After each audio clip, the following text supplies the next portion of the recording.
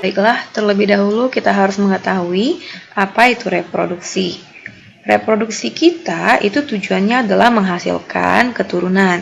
Kenapa kita harus menghasilkan keturunan? Karena kita nggak mau punah. Jadi, untuk mempertahankan kelestarian kita harus melakukan reproduksi. Lalu kemudian, karena manusia itu adalah makhluk yang gonokhoris, artinya bisa dibedakan laki-laki dan perempuan, maka organ perempuan dan laki-laki itu menghasilkan hasil yang berbeda. Kalau untuk pria yang dihasilkan adalah sperma atau sel kelamin jantan, sedangkan wanita itu nanti akan menghasilkan ovum ataupun sel kelamin betina. Untuk organ reproduksi pria, ini adalah penampakannya.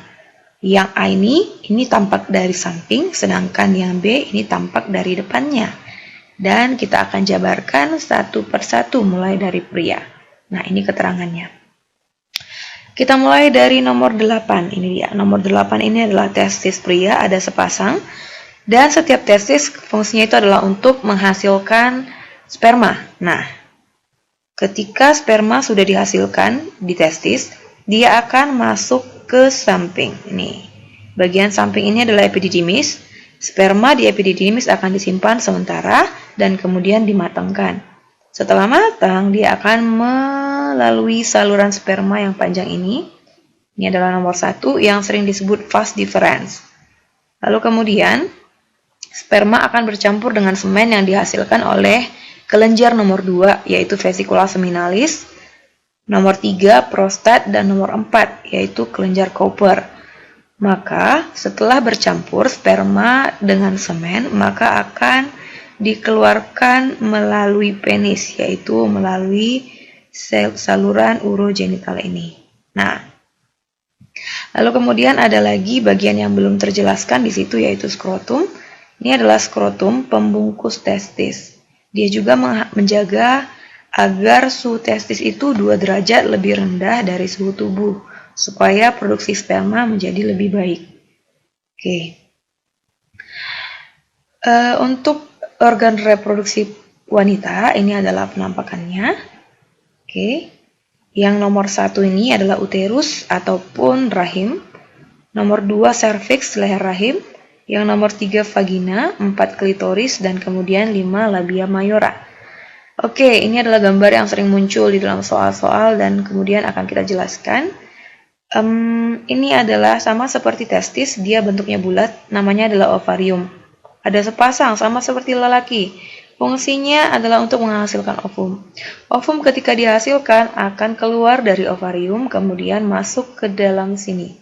Ditangkap oleh fimbria, masuk ke dalam sini. Nah, ini namanya adalah tuba falopi ataupun oviduct, sama ya. Setelah dari tuba falopi, dia akan masuk ke dalam rahim. Nah, rahim ini adalah uterus ya. Ini endometrium, dinding rahim. Ini cervix, leher rahim, dan juga vagina. Ini adalah bagian-bagian organ reproduksi pada wanita. Oke, ini kalau kalian mau lihat tampak samping dan juga tampak depannya. Ini dari depan tadi, ini dari belakang. Nah, wanita ketika sel telurnya tidak dibuahi, maka akan mengalami yang namanya menstruasi, sering kita kenal dengan nama haid.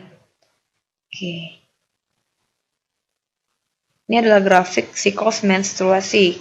Nah, kita lihat menstruasi itu biasanya terjadi dalam waktu 28 hari sekali. Ini dia.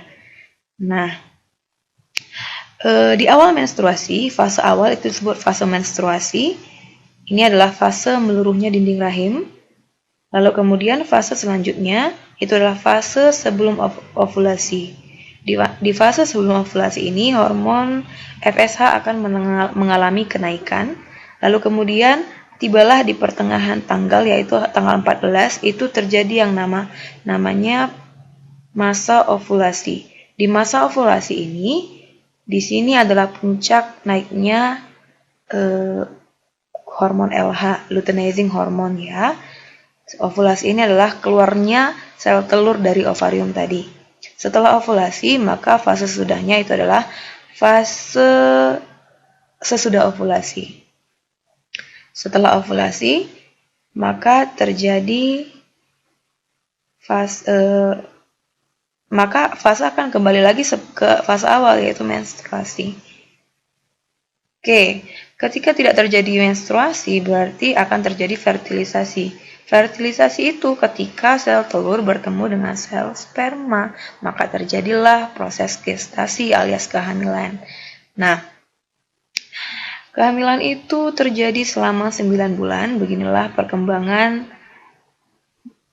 embrio di dalam janin kita dari awal hingga 9 bulan organ-organnya sudah terbentuk. Ini dia yang lebih jelasnya ya, 3D. Ini bayinya dari pertama embrio terbentuk, sperma ketemu ovum jadi zigot, berkembang menjadi blastula, morula, gastrula, lalu organ-organ kita terbentuk. Nah, inilah kita ya. Sampai kita tumbuh dan berkembang sampai 9 bulan ini. Ini sudah bisa dikeluarkan, sudah bisa dilahirkan. Oke, yang terakhir kita akan belajar tentang penyakit menular seksual. PMS ini sebenarnya paling banyak disebabkan oleh gonta-ganti pasangan, jadi hati-hati. Jangan suka melakukan hal yang tidak baik. Penyakitnya banyak, ini ada gonorea. Gonorea ini disebabkan oleh bakteri. Lalu ada chlamydia, sifilis, raja singa, kandidiasis, lalu kemudian trichomoniasis, kutil kelamin, herpes, HIV, dan AIDS. Oke, demikianlah. Nih, kalau kalian mau lihat nih, virus HIV nih, virus yang lagi terkenal ini. Ini menular dengan banyak cara ya, bisa melalui suntikan, bisa melalui transfusi darah, gonta-ganti pasangan, bisa juga melalui ibu kepada anaknya ketika menyusui. Jadi ini adalah virus yang tidak baik. Bisa menyebabkan komplikasi dan juga kematian. Oke, demikianlah pelajaran kita hari ini.